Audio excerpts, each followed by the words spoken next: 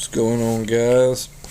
I had a little bit of time today to try out my new camera, so I figured I would take y'all through a yard I used to take care of last year, but the homeowner unfortunately passed away, and the realtor, I guess, didn't check on it, let it get a little out of control.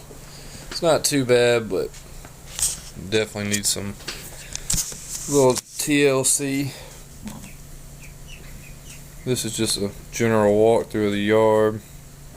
I'm going to kind of speed things up for y'all, that way you don't have to watch everything I do. And I'm not going to film every little thing, but just show you the main little areas. This is the backyard. Everything's growing up pretty good right now. Doesn't look that bad, but we're going to get some before and afters. Alright, so front yard, raked up all the pine cones. It was about 8 contractors' bags full. Yes, we raked them up on the street as well. Don't be lazy, guys. Get out there. You know, people are watching you, so do good work. Do what you would want somebody to do. This is after we cleaned up the pine cones. They're all bagged up, sitting by the trailer, ready to roll. Alright, first step, you gotta weed eat the yard. Gotta go around, weed eat. You know, weed eat the perimeters, weed eat where your mower can't get. You definitely always want to keep the weed eater height that you're weed eating at about the same, as close as you can to what your mower is going. So you're cutting it at 3.5 inches. Try and keep it at that height, that way it doesn't look burnt. Nobody likes a nasty edge on their weed eat. You definitely hit all the spots. I don't weed eat that fast, I just kind of sped it up. A little chain link fence there, that'll eat up your wire. I have no idea why the color changed like that. Probably something I hit on the editing process. Alright, getting behind all the bushes. Mainly just got to get everywhere your router can't get. Got a 48-inch gravely. It gets most places.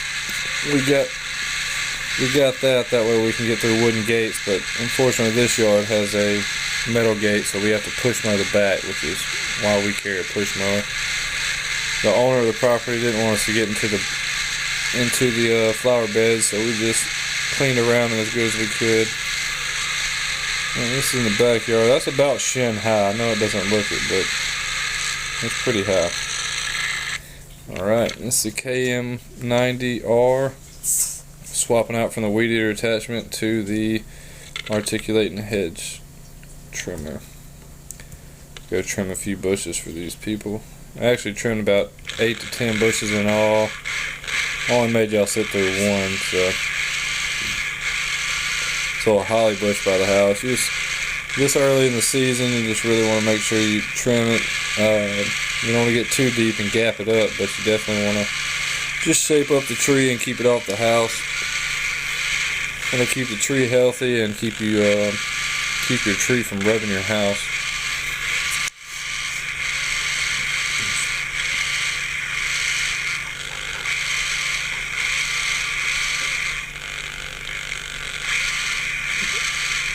Right here, we're not using the extension.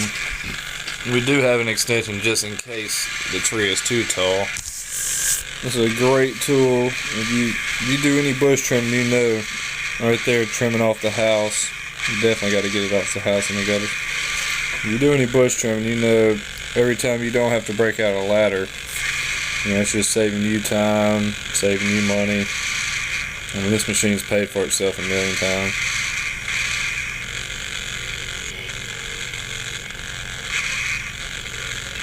And make sure you get the, you know, any stragglers that are out there. Alright, next step, we're going to go to the stick edger. I prefer a stick edger. A lot of guys, you know, use a weed eater. That's cool. If you're good at it, you know, good for you. I'm pretty good at it, but I still prefer to use a stick edger every time. I mean, even though there is a gap right here, you know, this yard, they've let it get out of hand.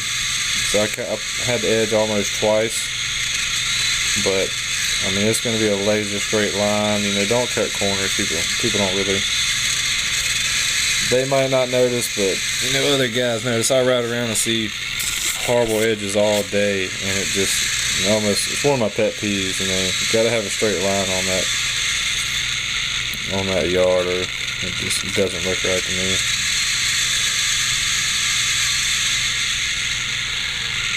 Straight down the line.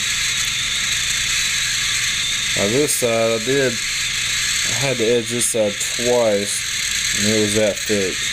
And once again, this is a P225 Echo. It's about a mid-range power maybe. Like I said, I used to have this yard in tip-top shape, and I could edge it, you know, no problem. But it's been out of hand. It probably hasn't been touched in 6-8 months.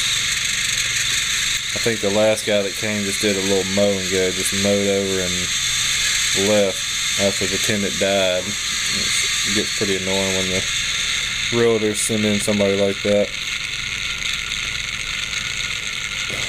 But right here, I'm not going to use the wheel. I wouldn't try that on your first go around, but I've used it so much. And right here, I like to trim at a 45-degree angle coming in on the sidewalk.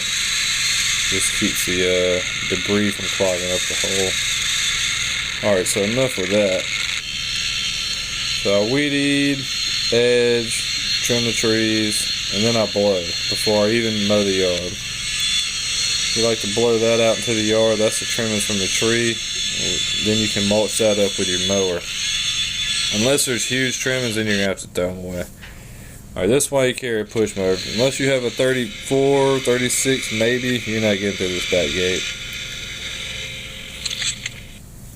Alright.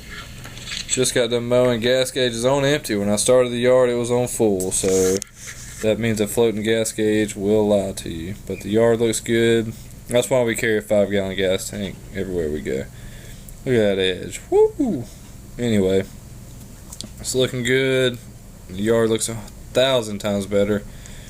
The realtor's super happy with it. Actually got a few jobs off of this. So remember, guys, just stay out there. You know, keep your lines clean, mow good, do as good as you can.